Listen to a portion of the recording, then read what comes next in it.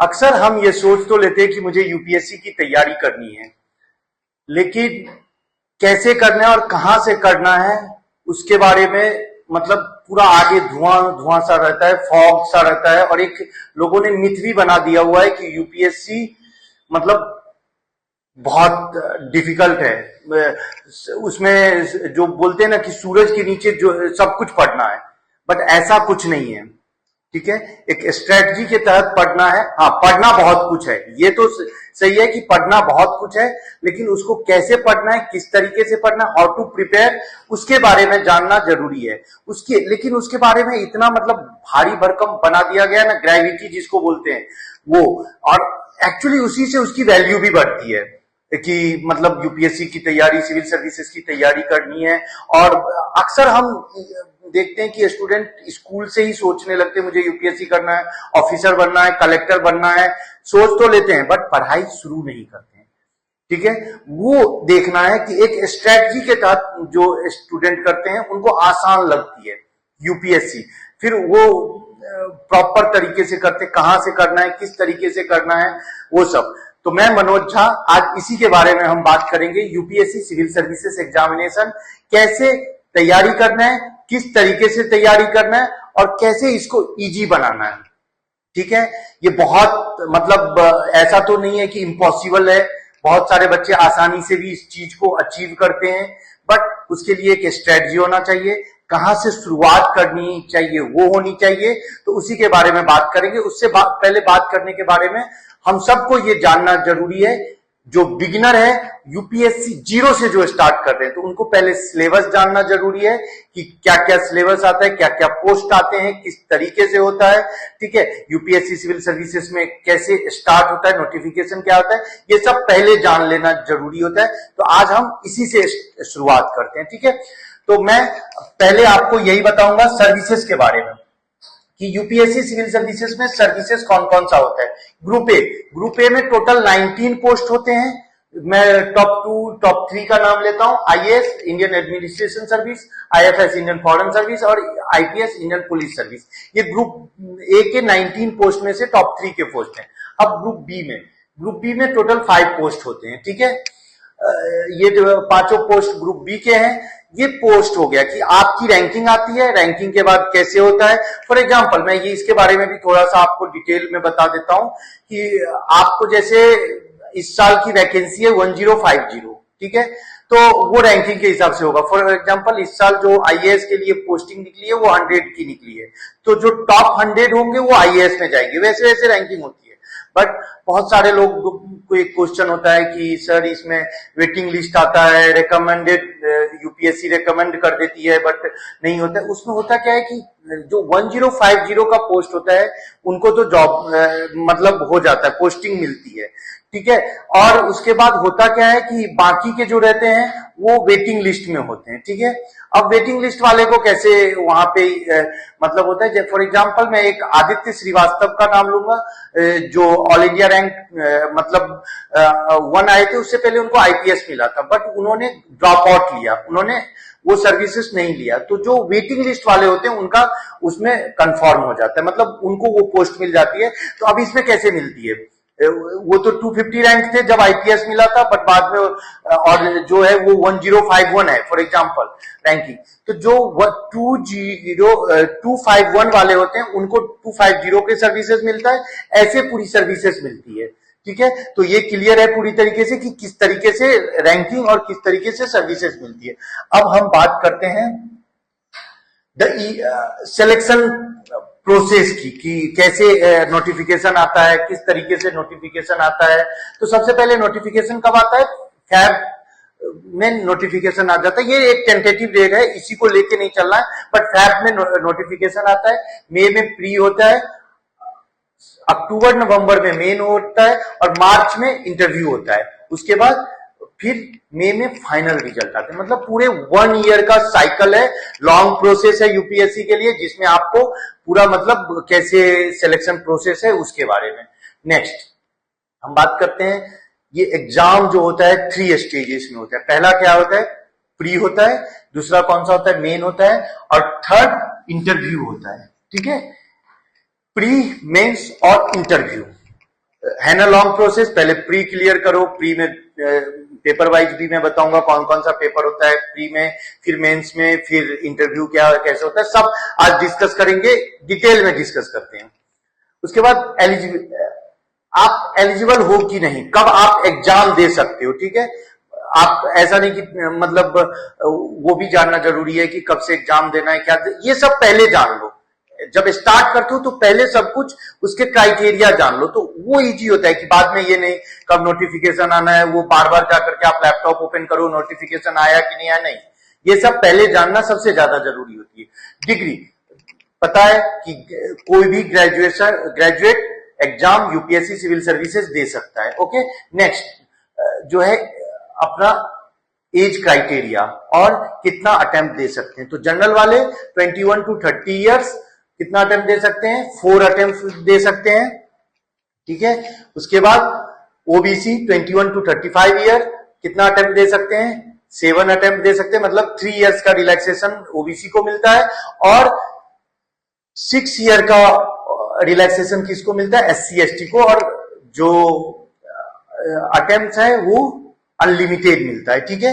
तो ये समझ में आ गया। वैसे आप लोग को, आप यदि मतलब मुझे कांटेक्ट करोगे तो मैं पीडीएफ में भी भेज दूंगा, तो वो आपको पूरा नोटिफिकेशन मिल जाएगा कि कैसे क्या रहता है, तो वो आपको इजी हो जाएगा। अब बात करते हैं हम पेपर पैटर्न का, ठीक है। जैसे पहला प्री एग्जाम का पैटर्न क्या होता है, पहला कौन सा होता है, paper 1 general studies, paper 2 CSAT, ठीक है। अब इसके प्रॉपर जाते हैं कि पेपर 1 में क्या क्या होता है, पेपर 2 में क्या क्या होता है, ठीक है। पेपर 1 में जो जीएस होते हैं कितने मार्क्स के होते हैं, 200 मार्क्स के होते हैं, 100 क्वेश्चन होता है। सीसैट में 80 क्वेश्चन 200 मार्क्स, मतलब ईच क्वेश्चन 2.5 मार्क्स, ठीक है। सीसैट क्वालिफाइंग पेपर होता है और पेपर 1 कट ऑफ पे होता है। ओके, अब पेपर 1 के सिलेबस जो है देख लो, current events of national and international importance, history of India and international movement, India and world geography, Indian polity and governance, economics and social development, environment, ecology, biodiversity and climate change and general science. ये subject जो होते हैं आपको pre में पढ़ना होता है, pre के जीएस में पढ़ना होता है, और मेंस में प्री के पेपर 2 में सीसैट में क्या क्या होता है, कॉम्प्रिहेंशन अपना, उसके बाद logical reasoning, decision making and problem solving, general mental ability, basic जो कॉन्ट जिसको बोलते हैं मैथ्स, बेसिक मैथ्स होता है, ठीक है। अब मेरा मानना ऐसा है कि प्री की कोई तैयारी नहीं होती है, प्री की प्रैक्टिस होती है। तैयारी मेंस की करनी चाहिए, प्री की तैयारी नहीं।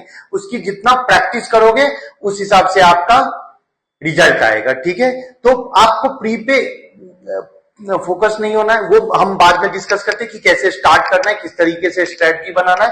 पहले हम पेपर पैटर्न सबका समझ लेते हैं। अब आ गए मेंस एग्जाम, ठीक है। मेंस में पहला क्या होता है, इंग्लिश लैंग्वेज होता है, और दूसरा इंडियन लैंग्वेज होता है। इंडियन लैंग्वेज में जो भी 8 शेड्यूल में आता है वो आप कोई भी लैंग्वेज ले सकते हो। उसके बाद आता है अपना पेपर, जहां से आपको रैंकिंग मिलेगी, जहां से आपको मतलब सेलेक्ट होगे कौन से, उसके लिए पहला कौन सा होता है, एसए होता है। दूसरा कौन सा होता है, पेपर 2 होता है। जीएस के 4 पेपर होते हैं, paper GS1, GS2, GS3, GS4, ठीक है। इंडियन इसमें अलग अलग सब्जेक्ट है, ये आपको मिल जाएगा। जैसे GS1 में Indian heritage, history and geography हो गया, GS2 में governance, polity and social justice, IR हो गया, GS3 में technology, economy, environment and security हो गया, GS4 में एथिक्स, इंटीग्रिटी एंड एप्टीट्यूड हो गया, ठीक है। ये हो जाते हैं आपके GS4 के चारों पेपर के पेपर, ठीक है। हर पेपर कितने मार्क्स का होता है, 250, 250, 250, 250, 250, ठीक है। उसके बाद अपना आ जाओ ऑप्शनल पेपर 1 एंड 2, जो 6th एंड 7th होता है, वो होता है अपना ऑप्शनल सब्जेक्ट, पेपर 1 एंड 2, ठीक है। यहां पे लिस्ट दिया गया है पेपर 2 के जो रहता है, कौन कौन सा सब्जेक्ट आप ले सकते हो, क्या है, वो सब लिस्ट भी है। आप जब आपको चाहिए रहेगा आप मुझे कांटेक्ट करोगे तो मैं वो लिस्ट भी दे दूंगा कि कौन सा आप ले सकते हो, ठीक है। जैसे मेंस में मैंने बताया 1750 का मेंस टोटल होता है, जो आपके क्वालिफाइंग पेपर हैं दो, इंग्लिश लैंग्वेज और इंडियन लैंग्वेज, उसको छोड़ करके वो 600 का अलग होता है, वो क्वालिफाइंग होता है। और इंटरव्यू कितने का होता है? 275 का। टोटल कितना हो गया? 2075 का। ठीक है, अब हम, ये तो हो गया पेपर पैटर्न, ये सब के बारे में मैंने आपको अच्छे से बता दिया, और कुछ भी डाउट है तो आप कॉल कर सकते हो। अब कैसे आप प्लानिंग करोगे उसके बारे में, किस तरीके से पढ़ना है। तो सबसे पहले स्टार्ट कहां से, जो मैंने स्टार्टिंग में ही बताया था कि हाउ टू प्रिपेयर, उसके लिए तो सबसे पहले आपको ये जानना जरूरी है कि किस तरीके से पढ़ना है। मैं बहुत सारे, मेरे पास ऐसे स्टूडेंट आते हैं जो 9th 10th में रहते हैं, 11th में रहते हैं या 12th में रहते हैं, बोलते हैं सर कैसे स्टार्ट करना है, कुछ समझ में नहीं आ रहा है, किस तरीके से पढ़ना है। मैं बोलता हूं सबसे पहले अगले 3 महीने जाओ, न्यूज़पेपर पढ़ना स्टार्ट करो। सबसे पहला क्या करना है? न्यूज़पेपर पढ़ना है। कोई भी ले लो, द हिंदू ले लो, टाइम्स ऑफ इंडिया ले लो, इंडियन एक्सप्रेस ले लो, जो भी आपको अच्छा लगता है पढ़ना स्टार्ट करो, और उसके बाद लिखना स्टार्ट करो। ये बहुत जरूरी है, ठीक है, क्योंकि जब आपको लिखना स्टार्ट करते हो, आर्टिकल पढ़ो, आर्टिकल में जो मेन मेन चीजें होती है वो पढ़ो, फिर आप जब लिखना स्टार्ट करोगे तो आपकी राइटिंग भी इंप्रूव होगा और आपको समझ में भी आएगा। तो पहला क्या करना, अगले 3 महीने सबसे पहले स्टार्टिंग न्यूज़पेपर से करो। कोई भी न्यूज़पेपर ले लो, ऐसा नहीं कि मतलब यही नहीं, द हिंदू ले लो, टाइम्स ऑफ इंडिया ले लो या इंडियन एक्सप्रेस, जो भी आपको लगता है कि आपके घर पे इजीली अवेलेबल हो जाता है वो लो, और स्टार्ट करो। पहले सबसे पहले स्टार्ट करना है। उसके बाद दूसरा क्या, मैगजीन लेना स्टार्ट करो। ठीक है, जैसे प्रतियोगिता दर्पण हो गया, सीसैट क्रॉनिकल हो गया, कोई भी आप स्टार्ट करो। ठीक है, और मैगजीन पढ़ना स्टार्ट करो। ओके, तो ये 2 चीजें स्टार्ट करना। उसके बाद क्या, उसके बाद करना है एनसीईआरटी वगैरह। तो मैं यहाँ पे एक एक चीज स्टूडेंट को कोशिश किया हूं कि आप, जैसे आप डालोगे कि मुझे 24 मंथ्स में अगले 2 साल मुझे यूपीएससी की तैयारी करना है, मैंने प्लान आपको जनरेट कर दिया 2 साल का। ठीक है, अब ये प्लान आपका जनरेट हो गया 2 साल का कि कैसे आपको स्ट्रेटजी बना करके पढ़ना है। मैंने पहले तो बता दिया कि आपको न्यूज़पेपर पढ़ना है, स्टार्टिंग कर यहीं से अगले 3 महीने करना है। उसके बाद क्या, तो यहाँ पे पूरा वो जनरेट हो जाता है आपका टोटल कि किस तरीके से आपको पढ़ना है अगले 2 साल तक। ठीक है, और कैसे पढ़ना है step by step. First month आ गया यहाँ पे फाउंडेशन बिल्डिंग। ठीक है, इसके लिए आपको पढ़ना है, जैसे जीएस क्या क्या पढ़ना है, आपको ऑप्शनल पे क्या फोकस करना है। उसके बाद की टास्क क्या है, जैसे मैंने पहले ही बताया एनसीईआरटी पढ़ने हैं। ठीक है, कहां से कहां 6 to 12 तक का एनसीईआरटी पढ़ना है। ठीक है, उसके बाद start with basic book like Laxmikanth for polity दिया गया यहाँ पे कि कैसे आपको पढ़ना है। ठीक है, बेसिक चीजों पे फोकस करना है। मैंने बताया ना कि लोग सोचते हैं कि सूरज के नीचे का सब पढ़ना है, नहीं पढ़ना है, बट बहुत कुछ पढ़ना है, उसको स्ट्रेटजी के तहत पढ़ना है। जब आप स्ट्रेटजी के तहत पढ़ोगे तो आपको भी ये चीजें इजी लगने लगेगा। आप जब एनसीईआरटी पढ़ लोगे, फिर जब आप प्रॉपर यूपीएससी के बुक पढ़ोगे तो आपको समझ में आएगा अरे यार ये तो बहुत इजी था। ठीक है, लेकिन जब आप एनसीईआरटी नहीं पढ़े रहोगे तो वही चीजें आपको बहुत टफ लगने लगेगा। तो इसीलिए प्लान करना पड़ता है कि हाँ मुझे ऐसे जाना है, इस तरीके से जाना है, यहां जाना है, तो आपको वो चीजें बहुत इजी लगने लगता है। यहाँ पे दिया गया हर एक का प्लान कि कैसे आपको पढ़ना है, किस तरीके से पढ़ना है, मंथ 3 में क्या पढ़ना है, मंथ 4 में क्या पढ़ना है, ये आप अपने हिसाब से प्लान कर सकते हो। ये हमने एक प्लान स्टूडेंट के लिए बनाया है कि हाँ 24 मंथ्स आपको पढ़ना है, तो कैसे आप हर मंथ के लिए, मंथ 6 में, मंथ 7 में कैसे इन्वायरमेंट एंड इकोलॉजी पढ़ना है। ठीक है, हर एक का एक टारगेट लो कि मुझे पहले ये बुक कंप्लीट करनी है। मैंने हिस्ट्री लिया, मुझे हिस्ट्री कंप्लीट करनी है। ठीक है, उसके बाद नेक्स्ट पे जाना। ऐसा नहीं हिस्ट्री भी पढ़ रहा हूं मैं, इको भी पढ़ रहा हूं मैं, इंडियन पॉलिटी भी पढ़ रहा हूं मैं, सब कुछ पढ़ रहा हूं, तो फिर आप कंफ्यूज हो जाओगे। कंफ्यूज नहीं होना है। 2 चीजों पे बहुत ज्यादा ध्यान देना है, एक टाइम मैनेजमेंट की टाइम टू टाइम पढ़ना है, एक टाइम टेबल से पढ़ना है, एक शेड्यूल के साथ पढ़ना है। ये शेड्यूल इसीलिए मैंने बनाया है कि कैसे स्टूडेंट को, देखो मंथ 9th के लिए है, मंथ 10th, हर मंथ का प्लान है। इसमें हो सकता है आपको कुछ चेंज करना है, आप कर सकते हो चेंज, बट ये करना ही है। फिर कैसे मॉक टेस्ट पे जाना है। जब आपका एक बार सिलेबस कंप्लीट हो जाता है तो मॉक जो टेस्ट सीरीज होता है वो बहुत इंपॉर्टेंट होता है। एक बार जब आप मान के चलो कि आपने 11 मंथ या 9 मंथ या 10 मंथ में पूरा सिलेबस पहले कंप्लीट किया, उसके बाद अगले एक साल क्या, अगले एक साल पूरे फोकस हो जाना है टेस्ट सीरीज पे, ठीक है। मैक्सिमम टेस्ट देना है, मैक्सिमम जो बोलते हैं ना राइटिंग स्किल्स बढ़ानी है, ठीक है। एस्से राइटिंग हो गया, ये सब राइटिंग स्किल्स बढ़ानी है, क्योंकि वो बहुत इंपॉर्टेंट है। मैं हर स्टूडेंट को बोलता हूं, पहला प्रॉपर रीड करो क्वेश्चंस को। यदि प्रॉपर रीड करना स्टार्ट करोगे तो फिर आप समझना चीजों को स्टार्ट करोगे। प्रॉपर रीड करने के बाद लिखना स्टार्ट करो, मतलब ज्यादा से ज्यादा चीजों को लिखो, ठीक है। आंसर राइटिंग जो है वो बहुत इंपॉर्टेंट चीज हो जाती है। तो लिखना हर दिन कम से कम ये सोच लो कि आपको 2000 वर्ड लिखने ही लिखने हैं। ये आपके टारगेट में होना चाहिए कि 2000 वर्ड मुझे हर दिन लिखना है। तो ये दूसरा हो गया, ठीक है। थर्ड, आपको मतलब इन सब चीजों के लिए बैठना जरूरी है, एक टाइम टेबल से बैठना पड़ेगा, पढ़ना पड़ेगा। ये कर लोगे, आप एक शेड्यूल बना लो, मुझे मॉर्निंग में इतने बजे उठना है, मुझे इतने बजे से इतने बजे पढ़ना है, फिर इतने बजे से इतने बजे ये सब्जेक्ट पढ़ने हैं, तो वो एक टाइम टेबल के हिसाब से होना चाहिए। थर्ड, फोर्थ, पब्लिक स्पीकिंग, मतलब आपको बोलना आना चाहिए। जब आप बोलोगे तो आप लिखोगे, पढ़ोगे, सब कुछ करोगे। तो फोर्थ, बोलना भी आना चाहिए, और इन सब चीज के लिए एक प्लानिंग जरूरी है। तो पांचवा, प्लानिंग होनी चाहिए। ऐसा नहीं कि कुछ भी पढ़ लिए, कुछ भी कर लिए, नहीं, एक प्लान के साथ चलो। ये 5 चीजों को अपने अंदर डाल दो तो डेफिनेटली आपका रिजल्ट आने वाले टाइम में आना ही आना है। बट देखो, बहुत सारे स्टूडेंट बोलते रहे फर्स्ट ईयर नहीं, फर्स्ट अटेम्प्ट में नहीं आया, क्या करूं, हो गया खत्म। खत्म कुछ नहीं होता है। एक सोचो, एक नई शुरुआत फिर से करनी है, और वो शुरुआत कहां पे करनी है, किस तरीके से करनी है, वो आपको सोचना है। उसके लिए आपको फिर से प्लान बनाना है और स्टार्ट करना है, गिव अप नहीं करना है, ठीक है। जितने देर आप गिव अप करके सोचने में, उतने देर आप कुछ और पढ़ लोगे। इसीलिए गिव अप करने की कोई गुंजाइश ही नहीं है। ये हो गया, ये 24 मंथ्स का प्लान।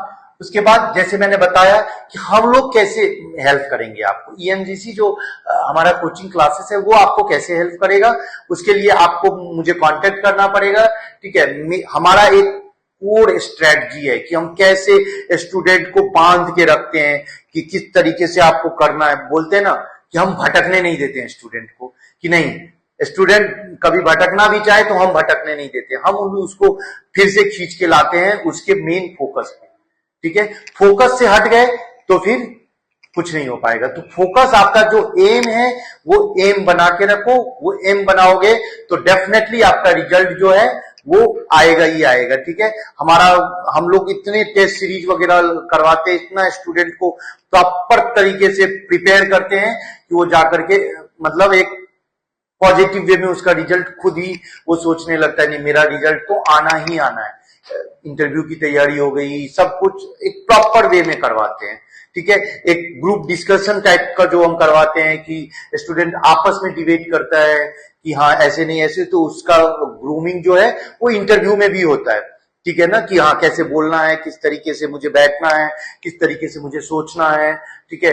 आंसर राइटिंग में एक कंपटीशन हम करवाते हैं कि हाँ मॉक हुआ, सब कुछ हुआ, तो वो उसको पता चलता है कि मेरा रैंक, अरे यार इस 20 बच्चों में मेरा रैंक तो 17th है, मुझे नेक्स्ट में इंप्रूव करना है अपना रैंक।